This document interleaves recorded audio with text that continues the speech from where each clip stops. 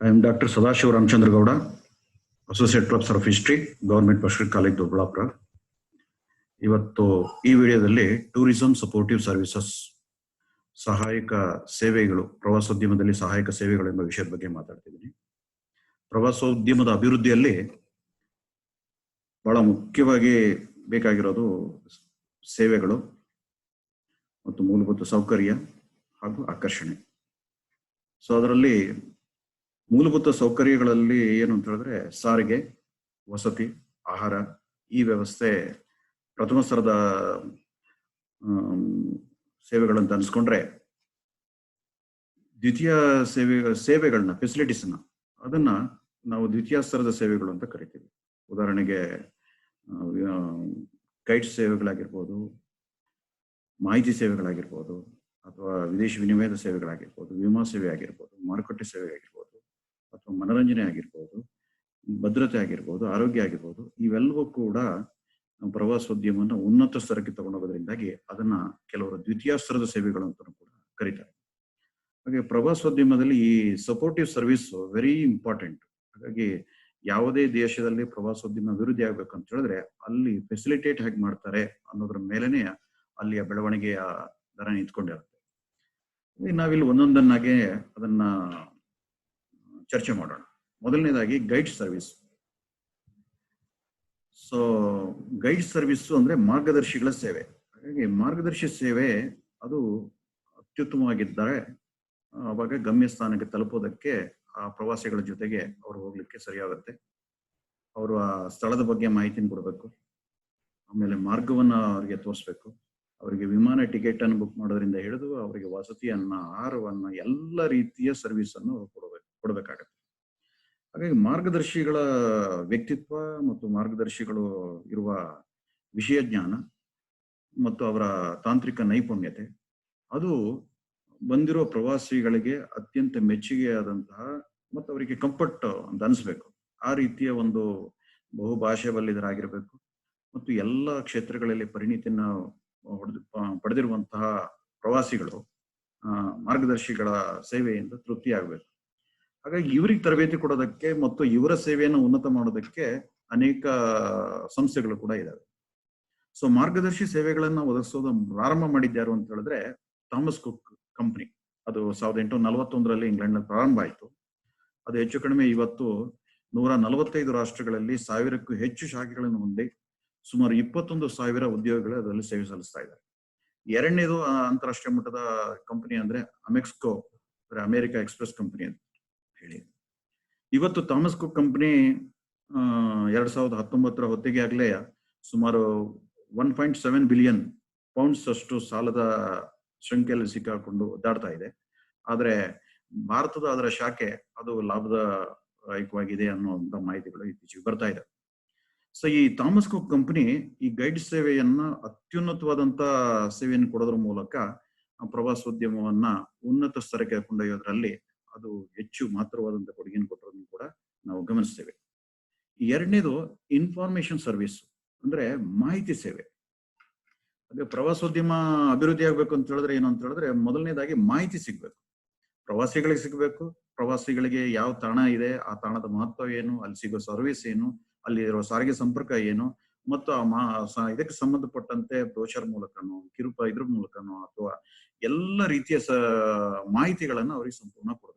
ಅದು ಬಹಳ ಮುಖ್ಯವಾದಂತ ಪ್ರವಾಸೋದ್ಯಮದ ತಾಣದ ಕುರಿತು ಪ್ರವಾಸಿಗಳಿಗೆ ಮೊದಲೇ ಸರಿಯಾದಂತಹ ಅದಕ್ಕೆ ಸಂಬಂಧಪಟ್ಟಂತ ಮಾಹಿತಿಯನ್ನು ಸಮಗ್ರವಾಗಿ ಕೊಡಬೇಕಾದದ್ದು ಈ ಪ್ರವಾಸಿ ಏಜೆಂಟ್ಗಳಾಗಿರ್ಬೋದು ಅಥವಾ ಟೂರಿಸ್ಟ್ ಕಂಪ್ನಿಗಳದಾಗಿರ್ಬೋದು ಬಹಳ ಮುಖ್ಯವಾದ ಕೆಲಸ. ಈ ಮಾಹಿತಿ ಸೇವೆನೂ ಕೂಡ ಬಹಳ ಮುಖ್ಯವಾದದ್ದು ಪ್ರವಾಸೋದ್ಯಮದ ಬೆಳವಣಿಗೆಯಲ್ಲಿ.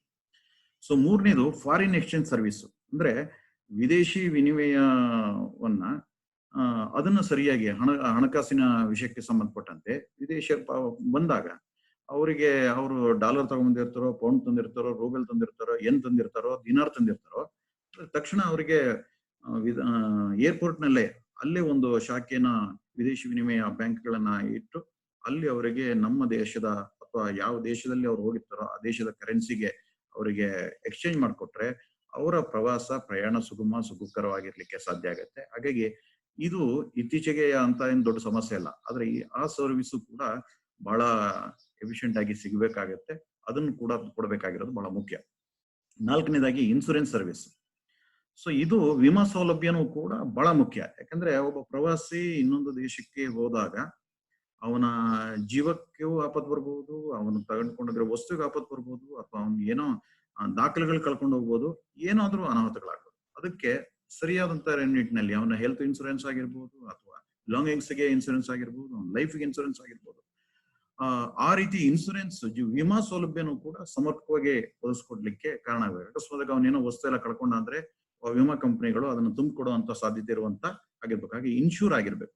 ಹಾಗಾಗಿ ವಿಮಾ ಸೌಲಭ್ಯ ಸಮರ್ಪಕವಾಗಿದ್ರೆ ಆ ಸರ್ವಿಸ್ ಸೂಕ್ತ ಸಿಕ್ಕರೆ ಪ್ರವಾಸಿಗಳು ನಿರಾತಂಕವಾಗಿ ನಿಶ್ಚಿಂತೆಯಿಂದಾಗಿ ಯಾವುದೇ ದೇಶದಲ್ಲಿ ಪ್ರವಾಸ ಮಾಡ್ಲಿಕ್ಕೆ, ಪ್ರಯಾಣ ಮಾಡ್ಲಿಕ್ಕೆ ಸಾಧ್ಯ ಆಗತ್ತೆ. ಅವ್ರಿಗೆ ಹೆಚ್ಚು ತೊಂದರೆ ಆಗೋದಿಲ್ಲ.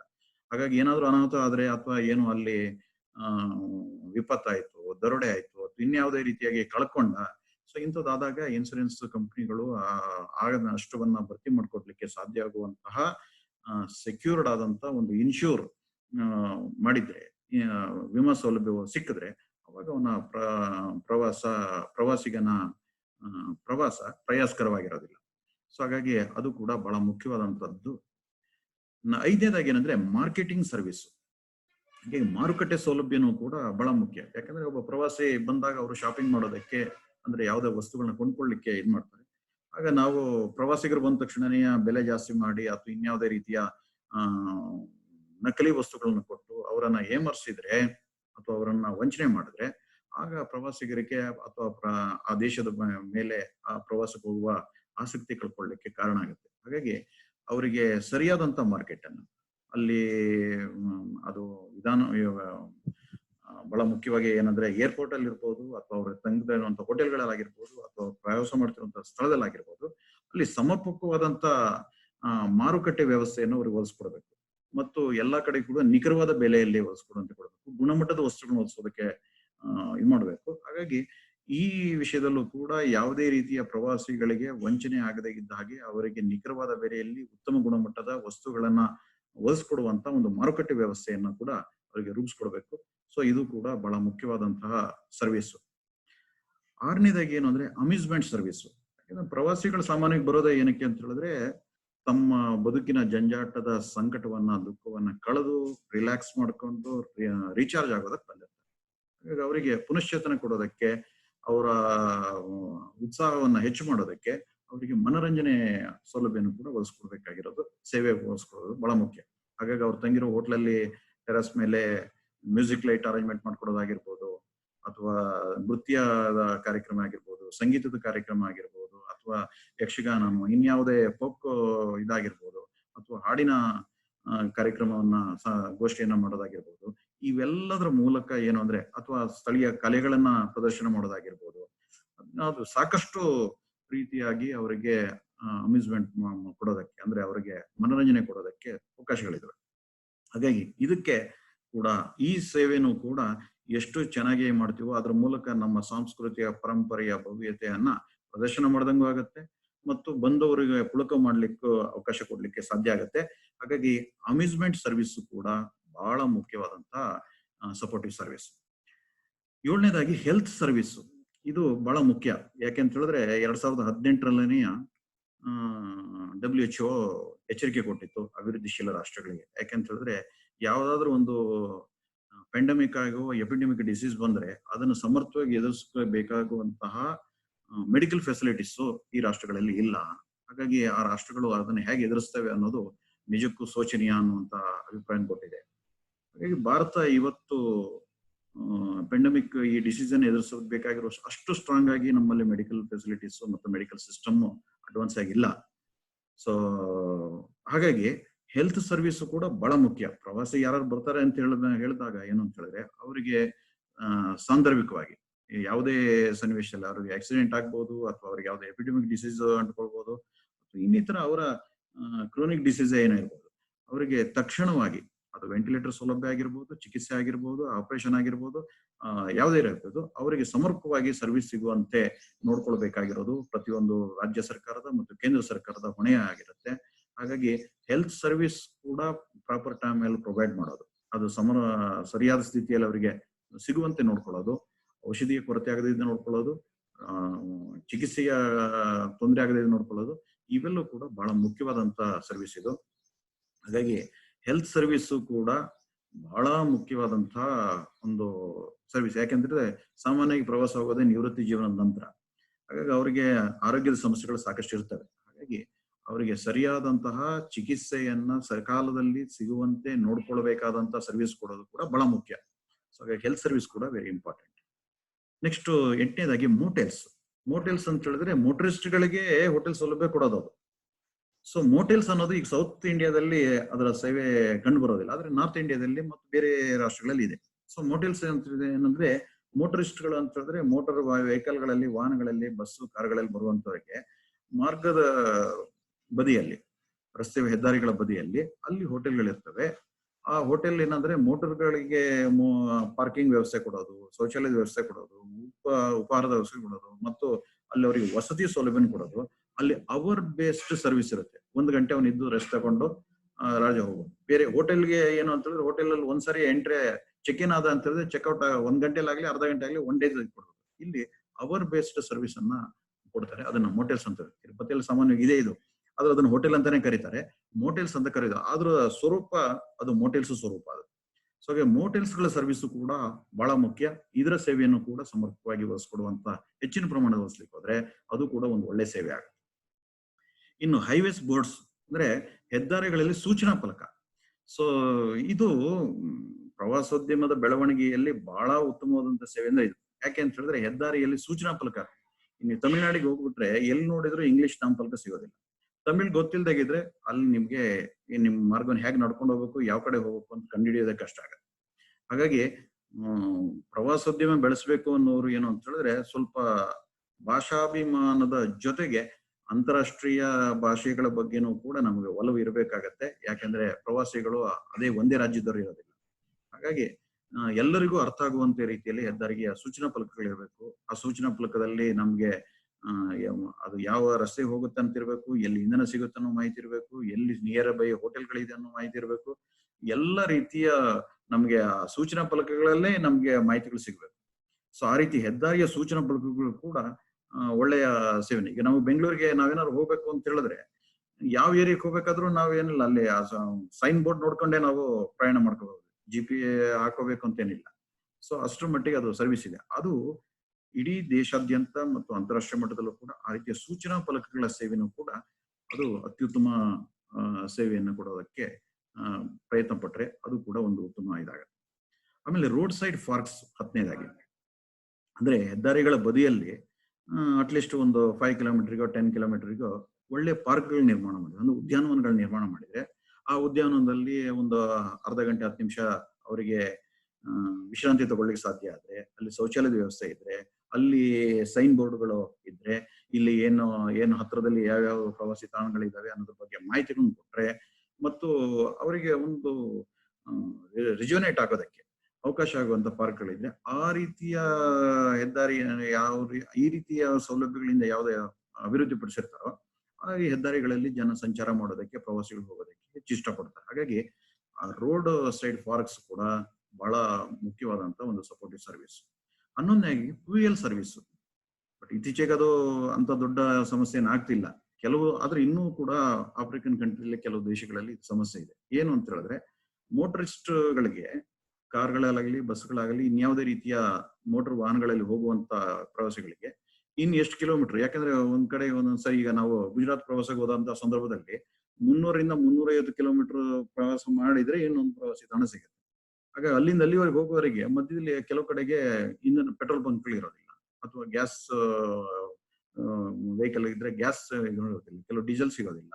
ಸೊ ಅದು ಎಲ್ಲಿಂದ ಪ್ರಯಾಣ ಪ್ರಾರಂಭ ಮಾಡಿದ್ರೆ ಇಂಧನಗಳ ಸೌಕರ್ಯ ಸೌಲಭ್ಯಗಳು ಸಹ ಇರಬೇಕು. ಇನ್ನೊಂದು ಆ ಪೆಟ್ರೋಲ್ ಫ್ಯೂಯಲ್ ಸಿಗೋ ಜಾಗದಲ್ಲಿ ಅಲ್ಲಿ ಏರ್ ಫಿಲ್ ಮಾಡೋದಕ್ಕೆ ಇರಬೇಕು. ಯಾಕಂದ್ರೆ ಅದು ಇರುತ್ತೆ, ಆದ್ರೆ ಅದು ಯಾವಾಗ ನೋಡಿದ್ರು ಅದು ಕೆಟ್ಟೋಗಿರೋ ಸ್ಥಿತಿಯಲ್ಲಿ ಇಟ್ಟಿರ್ತಾರೆ. ಅದನ್ನ ಏನಂದ್ರೆ ಪರ್ಮಿಷನ್ ತಗೋಬೇಕಾದ್ರೆ ಎಲ್ಲಾ ಸೌಲಭ್ಯ ಇದೆ, ನಮ್ಮಲ್ಲಿ ಶೌಚಾಲಯ ಇದೆ, ಕುಡಿಯೋ ನೀರಿನ ವ್ಯವಸ್ಥೆ ಕೊಡ್ತೀವಿ, ನಮ್ಮಲ್ಲಿ ಸೂಚನಾ ಫಲಕ ಇದೆ, ಇನ್ನು ಮುಂದೆ ಎಷ್ಟು ದೂರಕ್ಕೆ ಹೋದ್ರೆ ಇಂಧನಗಳು ಸಿಗುತ್ತೆ ಅನ್ನೋದೆಲ್ಲ ಮಾಹಿತಿ ಕೊಡ್ತೀವಿ. ಎಲ್ಲ ಅದು ಏನು ರಿಕ್ವೈರ್ಮೆಂಟ್ಸ್ ಇದೆಯೋ ಅವೆಲ್ಲ ನಾವು ಪ್ರೊವೈಡ್ ಮಾಡ್ತೀವಿ ಅಂತ ಹೇಳಿ ಪರ್ಮಿಷನ್ ತಗೊಂಡಿರ್ತಾರೆ. ಆಮೇಲೆ ಅವರು ಪೆಟ್ರೋಲ್ ಡೀಸೆಲ್ 2 ಬಿಟ್ರೆ ಉಳಿದ್ರೆ ಯಾವ ಸರ್ವಿಸ್ ಸೇವೆಗಳನ್ನು ಕೊಡೋದಿಲ್ಲ.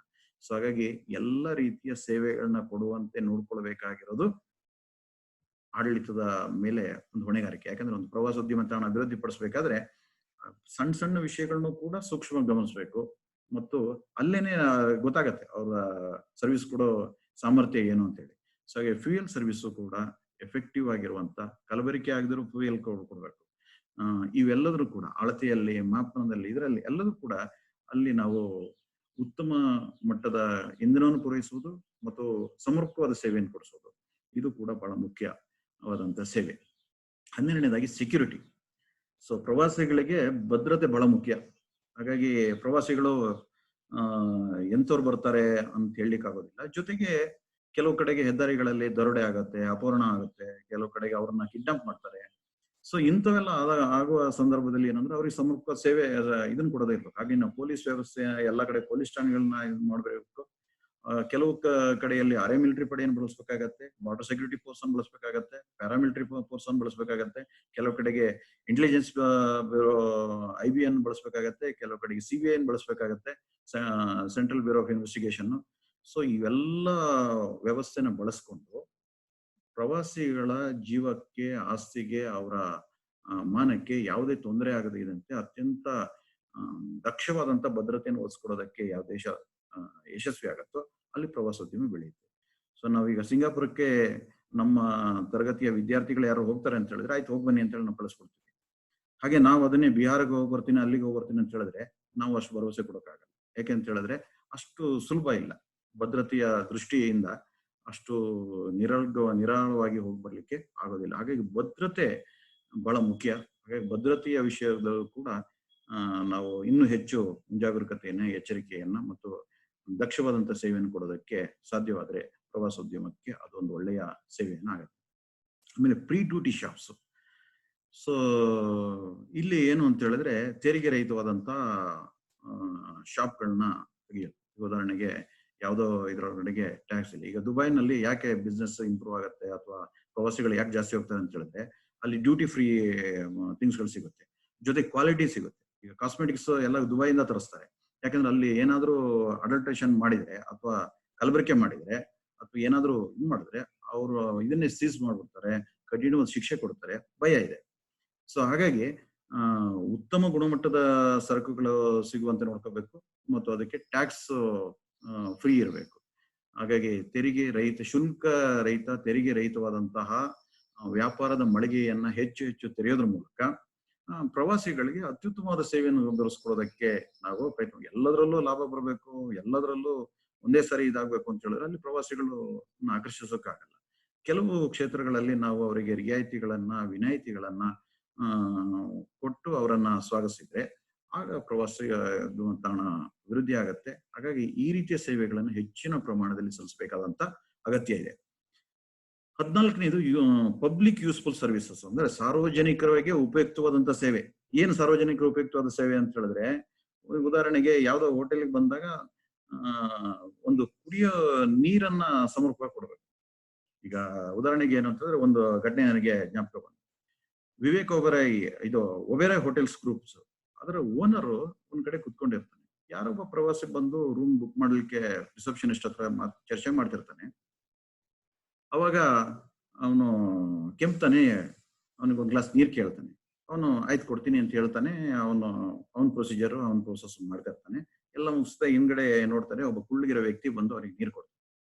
ಸೊ ನೀರ್ ಕೊಟ್ಟು ಅವ್ರಿಗೆ ಸಮಾಧಾನ ಆಗುತ್ತೆ. ಅವಾಗ ನೀವ್ಯಾರು ಅಂತ ಕೇಳ್ತಾನೆ. ನಾನು ಈ ಹೋಟೆಲ್ ಓನರ್. ಅವನ್ಗೆ ಇನ್ನೂ ಸಂತೋಷ ಆಗ್ಬಿಡತ್ತೆ, ಇದು ಸರ್ವಿಸ್ ಅಂದ್ರೆ ಅಂತ. ಸೊ ಏನಂತ ಹೇಳಿದ್ರೆ ಯಾವ್ದೋ ಸಂದರ್ಭಕ್ಕೆ ಏನೋ ಕೊಟ್ರೆ ಪ್ರಯೋಜನ, ಆ ಸಂದರ್ಭಕ್ಕೆ ಅವನ ರಿಸೆಪ್ಷನ್ಗೆ ಅವ್ನು ಸರಿಯಾದ ತರಬೇತಿ ಇಲ್ಲ ಅವನಿಗೆ. ಯಾಕಂದ್ರೆ ಒಂದು ಕೆಮ್ತಾ ಇದ್ದಾನೆ, ಅವನ ತಕ್ಷಣ ನೀರ್ ಬೇಕು. ಹಾಗಾಗಿ ಆ ಕ್ಷಣದಲ್ಲಿ ಅವನ ಸರ್ವಿಸ್ ಆ ರೀತಿಯ ಸೂಕ್ಷ್ಮವಾಗಿ ಗಮನಿಸುವಂತಿರ್ಬೇಕು. ಸೊ ಆ ರೀತಿ ಸರ್ವಿಸ್ ಅನ್ನ ಕೊಡುವಂತದ್ದು ಅದು ಯೂಸ್ಫುಲ್ ಸರ್ವಿಸ್ ಅಂತ. ಯಾವ ಸಂದರ್ಭಕ್ಕೆ ಯಾವ್ದು ಬೇಕು ಸಕಾಲಕ್ಕೆ ಕೊಡೋದು. ಸೇವೆ ಕೊಡ್ತೀವಿ ಕರೆಕ್ಟ್, ಅದು ಯಾವ ಸಂದರ್ಭ ಕೊಡ್ತೀವಿ, ಯಾವಾಗ ಕೊಡ್ತೀವಿ, ಯಾವ ಪ್ರಮಾಣದಲ್ಲಿ ಕೊಡ್ತೀವಿ, ಅದು ಬಹಳ ಮುಖ್ಯ.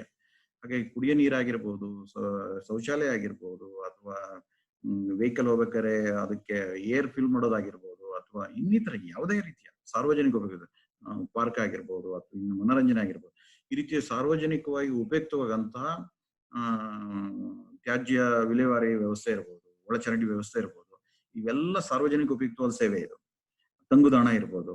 ಸೊ ಇದೆಲ್ಲದೂ ಕೂಡ ಸಮರ್ಪಕವಾಗಿ ಎಲ್ಲಿ ಯಾವ ದೇಶದಲ್ಲಿ ಒದಗಿಸ್ಲಿಕ್ಕಾಗತ್ತೋ ಅಲ್ಲಿ ಪ್ರವಾಸೋದ್ಯಮ ಚೆನ್ನಾಗಿ ಅಭಿವೃದ್ಧಿ ಆಗ್ಲಿಕ್ಕೆ ಸಾಧ್ಯ ಆಗುತ್ತೆ. ಹಾಗಾಗಿ ಪಬ್ಲಿಕ್ ಯೂಸ್ಫುಲ್ ಸರ್ವಿಸಸ್ ಕೂಡ ವೆರಿ ಇಂಪಾರ್ಟೆಂಟ್. 15ನೇದಾಗಿ ಕಾರ್ ರೆಂಟಲ್ ಸರ್ವಿಸಸ್, ಅಂದ್ರೆ ಕಾರನ್ನ ಬಾಡಿಗೆಗೋಸ್ಕರ. ಯಾಕಂದ್ರೆ ಯಾರೋ ವಿದೇಶದಿಂದ ಬಂದವರು ತಕ್ಷಣನೇ ಇನ್ನೊಂದು ಕಾರ್ ತಗೊಂಡು ಇಲ್ಲಿಂದ ಓಡಿಸಿ ಮತ್ತೆ ಅದನ್ನ ಮಾರಾಟ ಮಾಡಿ ಹೋಗೋದಕ್ಕೆ ಅದು ಸೂಕ್ತ ಆಗೋದಿಲ್ಲ. ಬಾಡಿಗೆಯ ಮೂಲಕ ಬರುವಂಥದ್ದು. ಈಗ ನಮ್ಮಲ್ಲಿ ಬೆಂಗಳೂರಲ್ಲಿ ಓಲಾ ಸರ್ವಿಸಸ್ ಇದೆ. ಹಾಗೆ ದೇಶಾದ್ಯಂತ ಅನೇಕ ಕಂಪನಿಗಳ ಕಾರನ್ನ ಬಾಡಿಗೆಗೆ ಅದನ್ನು ಸರಿಯಾದ ಸಮರ್ಪಕವಾಗಿ, ಯಾಕಂದ್ರೆ ಇಲ್ಲಿ ಮೋಸ ಆಗೋ ಸಂದರ್ಭತೆ ಜಾಸ್ತಿ ಇರುತ್ತೆ. ಹಾಗಾಗಿ ಅಲ್ಲಿ ನಿಖರವಾದ ಬೆಲೆಗೆ, ನಿಖರವಾದ ಬಾಡಿಗೆಗೆ ಮತ್ತು ಅವರು ಸರಿಯಾದ ಸೇವೆ ಕೊಡಬೇಕು. ಆ ರೀತಿಯ ಒಂದು ರೆಂಟಲ್ ಸರ್ವಿಸಸ್ ಅನ್ನ ಬಹಳ ಉತ್ತಮವಾಗಿ ಗುಣಮಟ್ಟದ ಸೇವೆಯನ್ನು ಕೊಡೋದಕ್ಕೆ ಅವಕಾಶ ಮಾಡಿಕೊಟ್ರೆ ಅವಾಗ ಪ್ರವಾಸಿಗಳು ಬಹಳ ಸಂತೋಷದಿಂದ ಅದನ್ನ ಎಂಜಾಯ್ ಮಾಡ್ತಾರೆ. ಸೊ 15ನೇ ಕರೆನ್ಸಿ ಸರ್ವಿಸಸ್, ಇದು ವೆರಿ ಇಂಪಾರ್ಟೆಂಟ್. ಏನು ಅಂತ ಹೇಳಿದ್ರೆ ಅಲ್ಲಿ ಬಂದಿರೋ ಹಣನ ಇಮಿಡಿಯೇಟ್ ಆಗಿ ನಮ್ಗೆ ಅದನ್ನ ದೇಶೀಯ ಮನಿ ಸಿಗುವಂತೆ ಆಗ್ಬೇಕು. ಯಾವುದೇ ಪ್ರವಾಸಿ ಯಾವುದೇ ದೇಶಕ್ಕೆ ಹೋಗ್ಲಿ ಆ ದೇಶದ ಕರೆನ್ಸಿ ಅವನಿಗೆ ಸುಗಮವಾಗಿ ಸಿಗುವಂತೆ ವ್ಯವಸ್ಥೆಯನ್ನು ಕಲ್ಪಿಸ್ಕೊಡ್ಲಿಕ್ಕೆ ಸಾಧ್ಯ ಆಗುತ್ತೆ. ಅವಾಗ ಅಲ್ಲಿ ಪ್ರವಾಸೋದ್ಯಮ ಸರಳವಾಗಿ ಬೆಳಿಲಿಕ್ಕೆ ಸಾಧ್ಯ ಆಗುತ್ತೆ. ಸೊ 17ನೇದಾಗಿ ಕ್ರೆಡಿಟ್ ಸರ್ವಿಸಸ್. ಹಾಗಾಗಿ ಇದನ್ನ ಥಾಮಸ್ ಕುಕ್ ಮೆಕ್ಸಿಕೋ ಕಂಪನಿನ ಇಂಟ್ರೊಡ್ಯೂಸ್ ಮಾಡಿತ್ತು. ಹಾಗಾಗಿ credit card, Mastercard, travel cheque. So ಇದು ಯಾಕಂದ್ರೆ ವಿದೇಶಗಳಿಗೆ ಹೋದಾಗ ಮಾಸ್ಟರ್ ಕಾರ್ಡ್ ಬಳಸೋದು ಅಥವಾ ಟ್ರಾವೆಲ್ ಚೆಕ್ ಬಳಸೋದು ಬಹಳ ಸೇಫ್ಟಿ ಅದು. ಯಾಕಂದ್ರೆ ಹಣ ಇಟ್ಕೊಂಡು ಹೋಗಿ ಎಲ್ಲೋ ಒಂದ್ ಕಡೆ ಲೂಟಿ ಆಗೋದು, ಅದು ದರೋಡೆ ಆಗೋದು ಇದಾಗ್ಬಿಡುತ್ತೆ. ಹಾಗೆ ಇದು ಹೆಚ್ಚು ಭದ್ರತೆಯನ್ನು ಕೊಡ್ಲಿಕ್ಕೆ ಅಥವಾ ಸೇವೆ, ಈ ರೀತಿಯ ಸೇವೆಯನ್ನ ಸಮರ್ಪಕವಾಗಿ ಕಲ್ಪಿಸ್ಲಿಕ್ಕೆ ಸಾಧ್ಯ ಆದ್ರೆ ಅವಾಗ ನಮ್ಗೆ, ಯಾಕಂದ್ರೆ ಇವತ್ತು ನಮ್ಮ ರಾಷ್ಟ್ರದಲ್ಲಿ ATM, ಇವತ್ತು ಕೊರೋನಾ ಬಂದ ಏನೇ ಆದ್ರೂ ಕೂಡ ಹಣಕಾಸಿಂದ ಎಲ್ಲೂ ಬಿಕ್ಕಟ್ಟಾಗ್ತಾ ಇಲ್ಲ. ATM ಸೇವೆಗಳು ಸರಿಯಾಗಿ, ಬ್ಯಾಂಕಿಂಗ್ ಸರ್ವಿಸ್ಗಳು ಸರಿಯಾಗಿ ಸಿಗ್ತಾ ಇದೆ. ಈ ಸರ್ವಿಸ್ ಕೊಡೋ ಇಂಟೆನ್ಷನ್, ಸೇವೆ ಎಂತ ಸಂದರ್ಭದಲ್ಲೂ ಸೇವೆ ಕೊಡೋದು ಅದು ಸಮರ್ಪಕವಾಗಿದ್ರೆ ಅಲ್ಲಿ ಪ್ರವಾಸೋದ್ಯಮ ಬೆಳಿಲಿಕ್ಕೆ ಸಾಧ್ಯ ಆಗತ್ತೆ. ಹಾಗೆ ಕ್ರೆಡಿಟ್ ಸೇವೆನೂ ಕೂಡ ವೆರಿ ಇಂಪಾರ್ಟೆಂಟ್. ಹಾಗೆ ಇನ್ನು ಇದರ ಜೊತೆಗೆ ಏನು ಅಂತ ಹೇಳಿದ್ರೆ ಟ್ರಾವೆಲ್ ಡಾಕ್ಯುಮೆಂಟ್ ಫೆಸಿಲಿಟೀಸ್. ಹಾಗಾಗಿ ಪ್ರವಾಸಿಗಳಿಗೆ ಏನು ಅಂತ ಹೇಳಿದ್ರೆ ದಾಖಲಾತಿಗಳ ಸೇವೆನೂ ಕೂಡ ಬಹಳ ಮುಖ್ಯ. ಹಾಗೆ ಏನ್ ದಾಖಲಾತಿಗಳು ಬೇಕು ಪ್ರವಾಸೋದ್ಯಮಿಗಳಿಗೆ ಅಂತ ಹೇಳಿದ್ರೆ, ಒಂದು ಪಾಸ್ಪೋರ್ಟ್, ಅಂದ್ರೆ types of passport. So passport ಅಂದ್ರೆ ಏನು ಅಂದ್ರೆ ಪರವಾನಗಿ ಪತ್ರ. ಏನಾರ ಅಂದ್ರೆ ಒಂದು ರಾಷ್ಟ್ರ ತನ್ನ ಪ್ರಜೆಗೆ ಇವನ್ ನನ್ನ ಪ್ರಜೆ ಅಂತ ಹೇಳ್ಬಿಟ್ಟು ಅವನು ಬೇರೆ ದೇಶಗಳಿಗೆ ಹೋಗಿ ಪ್ರಯಾಣ ಮಾಡೋದಕ್ಕೆ ಕೊಡುವಂತ ಒಂದು ರಹದಾರಿ ಪತ್ರ ಇದು. ಸೊ ಈ ಪಾಸ್ಪೋರ್ಟ್ ಅನ್ನ ತಗೊಂಡ್ಮೇಲೆ ಅವನು ಯಾವುದೇ ದೇಶಗಳಲ್ಲಿ ಸಂಚಾರ ಮಾಡ್ಲಿಕ್ಕೆ ಸಾಧ್ಯ ಆಗತ್ತೆ. ಹಾಗಾಗಿ ಪಾಸ್ಪೋರ್ಟ್ ತಗೋಬೇಕಾದ್ರೆ ಏನು ಅಂತ ಹೇಳಿದ್ರೆ ಅದಕ್ಕೊಂದು ಪಾಸ್ಪೋರ್ಟ್ ಇಶ್ಯೂ ಮಾಡೋದಕ್ಕೆ ಒಂದು ಅಥಾರಿಟಿ ಇರುತ್ತೆ. ಈಗ ಉದಾಹರಣೆಗೆ ಪಾಸ್ಪೋರ್ಟ್ ಅಥಾರಿಟಿ ಆಫ್ ಇಂಡಿಯಾ ಭಾರತದಲ್ಲಿ ಇದೆ. ಸೊ ಹಾಗಾಗಿ 1915 ನಂತರ ಭಾರತಕ್ಕೆ ಯಾವುದೇ ಪ್ರವಾಸಿಗಳು ಬರಬೇಕು ಅಂತ ಹೇಳಿದ್ರೆ ಅವರು ಪಾಸ್ಪೋರ್ಟ್ ತಗೊಂಡು ಬರ್ಬೇಕು. ಹಾಗಾಗಿ ಈ ಪಾಸ್ಪೋರ್ಟ್ ಗೆ ಅಪ್ಲೈ ಮಾಡೋದು ಹೇಗೆ ಅಂತ ಹೇಳಿದ್ರೆ, ಮೊದಲನೇದಾಗಿ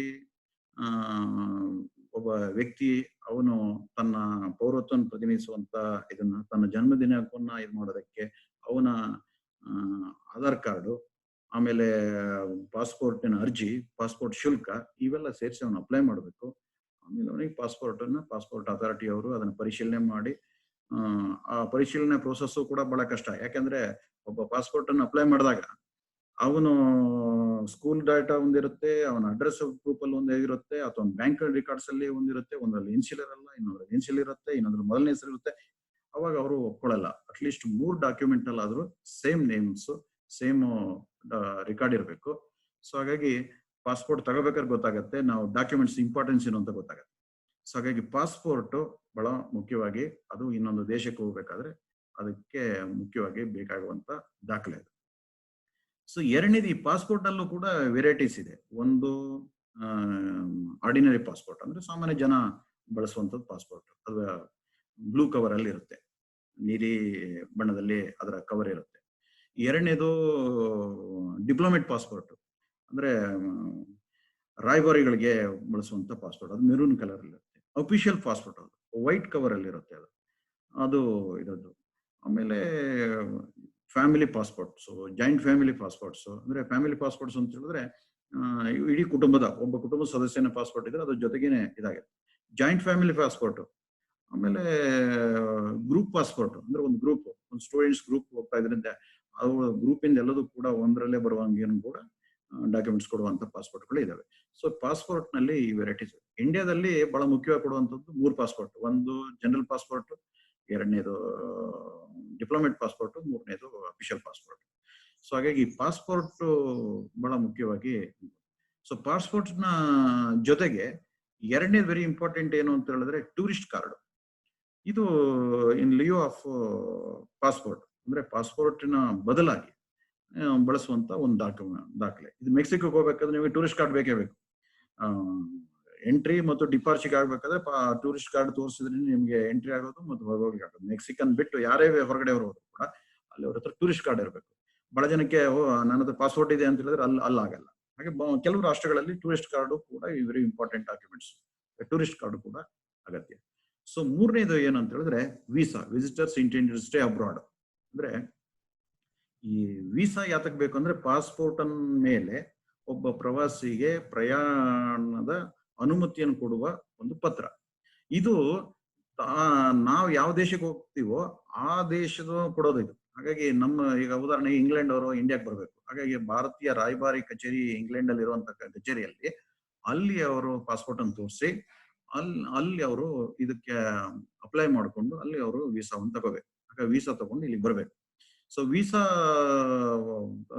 ಏನು ಅಂತ ಹೇಳಿದ್ರೆ ವೀಸಾದಲ್ಲಿ ಏನಿರುತ್ತೆ ಅಂತ ಹೇಳಿದ್ರೆ ಒಂದು ಪಾಸ್ಪೋರ್ಟ್ ಸಂಖ್ಯೆ, ಎರಡನೇದಕ್ಕೆ ಆ ಪ್ರಯಾಣ ಮಾಡಿಸೋದಕ್ಕೆ ಉದ್ದೇಶ, ಆಮೇಲೆ ಯಾವ ದಿನಾಂಕ ಮತ್ತು ವೇಳೆ, ಇವೆಲ್ಲವೂ ಕೂಡ ಅದರಲ್ಲಿ ನಮೂದಾಗಿರುತ್ತೆ. ಈ ವೀಸಾ ತಗೋಬೇಕಾದ್ರೂ ಕೂಡ ಏನು ಅಂತ ಹೇಳಿದ್ರೆ 3 ದಿನದಿಂದ ಕನಿಷ್ಠ 3 ದಿನಕ್ಕೆ ಮತ್ತು ಗರಿಷ್ಠ 180 ದಿನಕ್ಕೆ. ಅದಾದ್ಮೇಲೆ ಅದನ್ನ ಬೇಕಾದ್ರೆ ನೀವು ನವೀಕರಿಸಬಹುದು. ಆದ್ರೆ ಭಾರತದಲ್ಲಿ ಉದಾಹರಣೆಗೆ ದೆಹಲಿ, ಕೋಲ್ಕತ್ತಾ ಮತ್ತು ಮುಂಬೈಯಲ್ಲಿ ಅದನ್ನು ನವೀಕರಿಸಲಿಕ್ಕೆ ಸಾಧ್ಯತೆ ಇದೆ. ಸೊ ಈ ವೀಸಾದಲ್ಲೂ ಕೂಡ ವಿಧಗಳಿದಾವೆ. ಸಾಕಷ್ಟು ಟೈಪ್ಸ್ ಆಫ್ ವೀಸಾಸ್ ಇದೆ. ಹಾಗಾಗಿ ಯಾವ್ಯಾವ ವೀಸಾ ಇದೆ ಅಂದ್ರೆ ಒಂದು ಬಿಸ್ನೆಸ್ ವೀಸಾ ಅಂದ್ರೆ ವ್ಯವಹಾರಕ್ಕಾಗಿ ಹೋಗುವಂತ ವ್ಯಾಪಾರಿಗಳಿಗೆ ಕೊಡೋ ವೀಸಾ. ಎರಡನೇದು ಟ್ರಾನ್ಸಿಟ್ ವೀಸಾ ಅಂದ್ರೆ ಬದಲಾಯಿಸಿಕೊಳ್ಳುವಂತ ವೀಸಾ. ಮೂರನೇದಾಗಿ ಸ್ಟೂಡೆಂಟ್ ವೀಸಾ ಅಂದ್ರೆ ವಿದ್ಯಾರ್ಥಿಗಳಿಗೆ ಹೋಗ್ಲಿಕ್ಕೆ ಕೊಡುವಂತ ವೀಸಾ. ನಾಲ್ಕನೇದಾಗಿ ಸಿಂಗಲ್ ಎಂಟ್ರಿ ವೀಸಾ ಅಂದ್ರೆ ಒಂದೇ ಸಾರಿ, ಅಂದ್ರೆ ಈಗ ಉದಾಹರಣೆಗೆ ಅಮೆರಿಕಕ್ಕೆ ಹೋಗ್ತಾ ಇದ್ದಾನೆ, ಅವನು ಜರ್ಮನಿಲಿ ಎಲ್ಲೋ ಫ್ರಾಂಕ್ಫರ್ಟ್ ಅಲ್ಲಿ ಇಳಿತಾನೆ, ಹಾಗೆ single entry visa. Double entry visa ಅಂದ್ರೆ ಬರ್ಬೇಕಾದ್ರೂ ಕೂಡ ಅಲ್ಲಿ ಮತ್ತೆ ವಿಸಿಟ್ ಕೊಡ್ತಾನೆ, double entry visa. Multi entry visa ಕೆಲವು ಸಂದರ್ಭದಲ್ಲಿ ಪ್ಯಾರಿಸ್ಗೆ ಹೋಗಿರ್ತಾನೆ, ಅಲ್ಲಿಂದ ಫ್ರಾಂಕ್ಫರ್ಟ್ಗೆ ಹೋಗ್ತಾನೆ, ಮತ್ತೆ ಪ್ಯಾರಿಸ್ಗೆ ವಾಪಸ್ ಬರ್ತಾನೆ, ಮತ್ತೆ ಸ್ಪೇನ್ಗೆ ಹೋಗ್ತಾನೆ, ಅಲ್ಲಿಂದ ಮತ್ತೆ ವಾಪಸ್ ಬರ್ತಾನೆ ಪ್ಯಾರಿಸ್ಗೆ. ಸೊ ಹಾಗಾಗಿ ಮಲ್ಟಿ ಎಂಟ್ರಿ ವೀಸಾ, ಜೊತೆಗೆ ಗ್ರೂಪ್ ವೀಸಾ, ಈ ರೀತಿ ಅನೇಕ ವೀಸಾಗಳಲ್ಲೂ ಕೂಡ ಸಾಕಷ್ಟು ವಿಧಗಳ ವೀಸಾ ಇದೆ. ಆ ವೀಸಾ ಅಪ್ಲೈ ಮಾಡ್ಬೇಕಾದ್ರೆ ಚಾರ್ಜ್ ಮಾಡ್ತಾರೆ. ಹಾಗಾಗಿ 2006 ಏನು ಅಂತ ಹೇಳಿದ್ರೆ $5 ಅಮೆರಿಕನ್ ವೀಸಾಕ್ಕೆ ಮಾಡಿದ್ರು, 30 ಪೌಂಡ್ ಇಂಗ್ಲೆಂಡಿನ ವೀಸಾಕ್ಕಿತ್ತು. ಭಾರತದ ವೀಸಾ ತಗೋಬೇಕಂದ್ರೆ $150 ಇಂಡಿಯನ್ ರೂಪಿಯಲ್ಲಿ ಇದು ಮಾಡೋದಿತ್ತು. ಈಗ 2019 ಹೊತ್ತಿಗೆ ಅಮೆರಿಕದ ಇದಕ್ಕೇನು ಅಂತ ಹೇಳಿದ್ರೆ ಮಿನಿಮಮ್ $160, ಸುಮಾರು 15,000. ಇನ್ನು ಹೆಚ್ಚು ಅಂದ್ರೆ 30,000ದವರೆಗೂ ಕೂಡ ಕೆಲವು ಘಟನೆಗೆ ಸಂಬಂಧಪಟ್ಟಂತೆ ಕೆಲವು ಸ್ಟೂಡೆಂಟ್ಸ್ಗೆ ಪೇರೆಂಟ್ಸ್ ನೋಡೋಕೆ ಇನ್ಯಾವುದಕ್ಕೆ ಅದರ ಆಧಾರದ ಮೇಲೆ ಅದರ ಫೀ ಸ್ಟ್ರಕ್ಚರ್ ಕೂಡ ಚೇಂಜ್ ಆಗುತ್ತೆ, ಅದರ ಶುಲ್ಕದ ಇದು ಕೂಡ ಬದಲಾವಣೆ ಆಗುತ್ತೆ. ಸೊ ಹಾಗಾಗಿ 30,000ದವರೆಗೂ ಕಟ್ಟಿ ಅಕಸ್ಮಾತ್ ವೀಸಾ ಸ್ಯಾಂಕ್ಷನ್ ಆದ್ರೆ ಆಯ್ತು, ಹಣ ರೀಫಂಡ್ ಆಗುತ್ತೆ, ನಾನ್ ರೀಫಂಡಬಲ್. ಹಾಗೆ ಕಟ್ಟಿದ್ಮೇಲೆ ಮುಗೀತು. ಈಗ ಸಿಗುತ್ತೆ ಅನ್ನೋ ಕಾನ್ಫಿಡೆನ್ಸ್ ಇಂದ ಕಟ್ಟಬೇಕು, ಪರ್ಮಿಷನ್ ತಗೋಬೇಕು. ಸೊ ಹಾಗಾಗಿ ವೀಸಾ ಕೂಡ ವೆರಿ ಇಂಪಾರ್ಟೆಂಟ್ ಸಪೋರ್ಟಿವ್ ಸರ್ವಿಸಸ್. ಹಾಗೆ ವೀಸಾ ಸರಾಗವಾಗಿ ಸಿಗುವಂಗಾದ್ರೆ ವಿತೌಟ್ ವೀಸಾ ಈಗ ಉದಾಹರಣೆಗೆ ನಮ್ಮ ಸಾರ್ಕ್ ರಾಷ್ಟ್ರಗಳ ನಡುವೆ ಪ್ರಯಾಣ ಮಾಡೋದಕ್ಕೆ ಶ್ರೀಲಂಕಾಕ್ಕೋ ಬಾಂಗ್ಲಾದೇಶಕ್ಕೋ ಡೈರೆಕ್ಟ್ ಇದ್ರ ಮೇಲೆ ಹೋಗ್ಲಿಕ್ಕೆ ಅವಕಾಶ ಸಿಗುವಂತಾಗಿದ್ರೆ, ಸೊ ಅಂತ ಎಲ್ಲ ರಿಲ್ಯಾಕ್ಸೇಷನ್ ಕೊಡ್ಲಿಕ್ಕೆ ಸಾಧ್ಯ ಆದ್ರೆ ಅದು ಪ್ರವಾಸೋದ್ಯಮನ ಬಳಸಲಿಕ್ಕೆ ಸಾಧ್ಯ ಆಗುತ್ತೆ. ನಾಲ್ಕನೇದಾಗಿ ಹೆಲ್ತ್ ಸರ್ಟಿಫಿಕೇಟ್. ಪ್ರವಾಸಿಗಳು ಇನ್ನೊಂದು ದೇಶಕ್ಕೆ ಹೋಗ್ಬೇಕಾದ್ರೆ ಮೊದಲೇನಾಗಿತ್ತು, ಅವರಿಗೆ ಕಾಲರಾ, ಮಲೇರಿಯಾ, ಸಿಡುಬು ಅಥವಾ ಇನ್ನು ಯಾವುದೇ ರೀತಿಯ ರೋಗಗಳಿಲ್ಲ ಅಂತೇಳಿ ಸರ್ಟಿಫಿಕೇಟ್ ತಗೋಬೇಕು, ಹೆಲ್ತ್ ಸರ್ಟಿಫಿಕೇಟ್ ತಗೋಬೇಕು. ಇಲ್ಲ ಏನಾದ್ರು ಇದೆ ಅಥವಾ ಏನಾದ್ರೆ ಬಿಫೋರ್ 10 days ಅವನು ಹೆಲ್ತ್ ವ್ಯಾಕ್ಸಿನೇಷನ್ ಇದನ್ನ ವ್ಯಾಕ್ಸಿನೇಷನ್ ಹಾಕ್ಸ್ಕೋಬೇಕು. ಸೊ ಹಾಗಾಗಿ ಹೆಲ್ತ್ ಸರ್ಟಿಫಿಕೇಟ್ ಅವ್ನು ಫಿಸಿಕಲಿ ಫಿಟ್ ಅನ್ನೋದನ್ನು ಕೂಡ ಅದನ್ನು ಪ್ರೂವ್ ಮಾಡೋದಕ್ಕೆ ಅವನ ಹೆಲ್ತ್ ಸರ್ಟಿಫಿಕೇಟ್ ಅವನ ಹತ್ರ ಇರಬೇಕು. ಸೊ ಇದು ಕೂಡ ಇಂಪಾರ್ಟೆಂಟ್ ಡಾಕ್ಯುಮೆಂಟ್. ಸೊ ಐದನೇದಾಗಿ police certificate. So police certificate ಏನಕ್ಕೆ ಅಂತ ಹೇಳಿದ್ರೆ ಇವನು ಕ್ರಿಮಿನಲ್ ಅಲ್ಲ, ಇವನ ಬ್ಯಾಕ್ ಗ್ರೌಂಡ್ ಉತ್ತಮ ಇದೆ, ಹಾಗಾಗಿ ಇವನ್ ನಮ್ಮ ದೇಶದ ಪ್ರಜೆ ಹೌದು. ಸೊ ಹಾಗಾಗಿ ಅದಕ್ಕೆ ಸಂಬಂಧಪಟ್ಟಂತೆ ಪೊಲೀಸ್ ಸರ್ಟಿಫಿಕೇಟ್ ಕೂಡ ಇವನ್ ಮೇಲೆ ಯಾವುದೇ ರೀತಿ ಕ್ರಿಮಿನಲ್ ಕೇಸಸ್ ಅಥವಾ ಯಾವುದೇ ಇಲ್ಲ ಅಂತ ಹೇಳಿದ್ರೆ ಪೊಲೀಸ್ ಸರ್ಟಿಫಿಕೇಟ್, ಕ್ಲಿಯರೆನ್ಸ್ ಸರ್ಟಿಫಿಕೇಟ್ ಕೂಡ ಇರಬೇಕು. ಸೊ ಇದಿಷ್ಟು ಡಾಕ್ಯುಮೆಂಟ್ಸ್ ಅನ್ನ ಕೂಡ ಸರಾಗವಾಗಿ ಸಿಗುವಂಗೆ ಕೊಡ್ಬೇಕು. ಅಂದ್ರೆ ಸರಾಗವಾಗಿ ಸಿಗ್ಬೇಕು ಅಂತ ತಕ್ಷಣ ಕಳ್ಳರಿಗೆ, ದರೋಡೆಕೋರರಿಗೆ, ಭಯೋತ್ಪಾದಕರಿಗೆಲ್ಲ ಕೊಡೋದಲ್ಲ. ಜೆನ್ಯೂನ್ ಕೇಸ್ ಇದ್ರೆ, ಪರ್ಸನ್ ಹೌದು ಅಂತ ಹೇಳಾಗಿದ್ರೆ ಅವರಿಗೆ ಆ ಸರ್ವಿಸ್, ಯಾಕಂದ್ರೆ ಇಲ್ಲಿ ಸರ್ವಿಸ್ ಕೊಡ್ಬೇಕಾದ್ರೆ ಲೋಪ ಆಗೋದು ಎಲ್ಲಿ ಅಂತ ಹೇಳಿದ್ರೆ, ಈಗ ಪೊಲೀಸ್ ಸ್ಟೇಷನ್ಗೆ ಒಬ್ಬ ಕಳ್ಳ ಹೋದವನು ಹೇಗಿರ್ತಾನೋ ಹಾಗೆ ಒಬ್ಬ ಸಂಬಂಧಿತ ವ್ಯಕ್ತಿ ಹೋದಾಗ್ಲೂ ಇಬ್ರು ಒಂದೇ ತರ ನೋಡೋದು ಇದೆಯಲ್ಲ, ಅದು ಸರಿಯಾದಲ್ಲ. ಅದು ಬ್ರಿಟಿಷ್ ಪಾಲಿಸಿ ಅದು. ಸೊ ಕಳ್ಳನಿಗೆ ಯಾವ ರೀತಿ ಟ್ರೀಟ್ಮೆಂಟ್ ಕೊಡಬೇಕು ಅದೇ ರೀತಿ ಕೊಡಬೇಕು, ಒಬ್ಬ ಸಂಬಂಧಿತ ಗೌರವಾನ್ವಿತ ವ್ಯಕ್ತಿ ಹೋದಾಗ ಯಾವ ರೀತಿ ಟ್ರೀಟ್ಮೆಂಟ್ ಕೊಡಬೇಕು ಅದೇ ರೀತಿ ಕೊಡಬೇಕು. ಸೊ ಅಲ್ಲಿ ಮುಖ್ಯವಾಗಿ ವ್ಯತ್ಯಾಸ ಆಗ್ಬೇಕು. ಹಾಗಾಗಿ ಪಾಸ್ಪೋರ್ಟ್ ತಗೋಬೇಕಾದ್ರೆ ಬಹಳ ತೊಂದ್ರೆ ಅಪ್ಪ, ಪಾಸ್ಪೋರ್ಟೇ ಬೇಡ ಅಂತ. ಯಾಕೆ ಅಂತ ಕೇಳಿದ್ರೆ, ನುಸುಳುಕೋರರಿಗೂ ಪಾಸ್ಪೋರ್ಟ್ ಈಸಿಯಾಗಿ ಸಿಕ್ಬಿಡುತ್ತೆ ಯಾರ ಏಜೆಂಟ್ ಥ್ರೂ ಹೋದ್ರೆ, ಆದ್ರೆ ನಿಜವಾದ ವ್ಯಕ್ತಿ ಹೋದ್ರೆ ಪಾಸ್ಪೋರ್ಟ್ ತಗೊಳ್ಳೋದು ಬಹಳ ಕಷ್ಟ.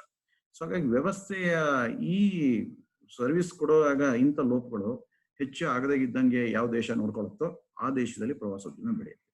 ಹಾಗಾಗಿ ಇದು ಈ ರೀತಿಯ ಸೇವೆಗಳನ್ನ ಬಹಳ ಎಫೆಕ್ಟಿವ್ ಆಗಿ, ಬಹಳ ಪ್ರಾಮಾಣಿಕವಾಗಿ ಕೊಡ್ಲಿಕ್ಕೆ ಪ್ರಯತ್ನ ಪಟ್ಟರೆ ಆ ದೇಶದಲ್ಲಿ, ಆ ವ್ಯವಸ್ಥೆಯಲ್ಲಿ ಪ್ರವಾಸೋದ್ಯಮ ಬೆಳೀಲಿಕ್ಕೆ ಸಾಧ್ಯ ಆಗುತ್ತೆ. ಹಾಗೆ ಪ್ರವಾಸೋದ್ಯಮದಲ್ಲಿ ಮೊದಲನೇ ಸ್ತರದ ಸೇವೆ ಆದಂತ ಸಾರಿಗೆ ಆಗಿರ್ಬೋದು, ವಸತಿ ಆಗಿರ್ಬೋದು, ಆಹಾರ ಆಗಿರ್ಬೋದು, ಹಾಗೆ ಇಲ್ಲಿ ವಿಮಾ ಸೌಲಭ್ಯ ಆಗಿರ್ಬೋದು, ಮಾರ್ಗದರ್ಶಿ ಸೇವೆ ಆಗಿರ್ಬೋದು, ಹಣಕಾಸಿನ ಸೇವೆ ಆಗಿರ್ಬೋದು, ಭದ್ರತಾ ಸೇವೆ ಆಗಿರ್ಬೋದು, ಆರೋಗ್ಯ ಸೇವೆ ಆಗಿರ್ಬೋದು, ಮನೋರಂಜನೆ ಆಗಿರ್ಬೋದು, ಅಥವಾ ವ್ಯಾಪಾರಕ್ಕೆ ಅವಕಾಶ ಕೊಡುವಂತ ಸೇವೆಗಳಾಗಿರ್ಬೋದು, ಇವೆಲ್ಲ ದಾಖಲಾತಿಗಳಿಗೆ ಸಂಬಂಧಪಟ್ಟ ಸೇವೆಗಳನ್ನಾಗಿರ್ಬೋದು, ಇವನ್ನೆಲ್ಲ ಸಮರ್ಪಕವಾಗಿ ಕೊಡ್ಲಿಕ್ಕೆ ಸಾಧ್ಯ ಆದ್ರೆ ಆಗ ಪ್ರವಾಸೋದ್ಯಮ ಬೆಳೆಯುತ್ತೆ ಅಂತ ಹೇಳ್ತಾ, ಪ್ರವಾಸೋದ್ಯಮಕ್ಕೆ ಸಪೋರ್ಟಿವ್ ಸರ್ವಿಸ್ಗೆ ಹೆಚ್ಚು ಆಸಕ್ತಿಯನ್ನ ಕೊಡಬೇಕಾಗಿರೋದು ಎಲ್ಲಾ ಕೇಂದ್ರ ಸರ್ಕಾರ, ರಾಜ್ಯ ಸರ್ಕಾರ ಮತ್ತು ಅಂತಾರಾಷ್ಟ್ರೀಯ ಸಂಘ ಸಂಸ್ಥೆಗಳು, ಎಲ್ಲರದ್ದು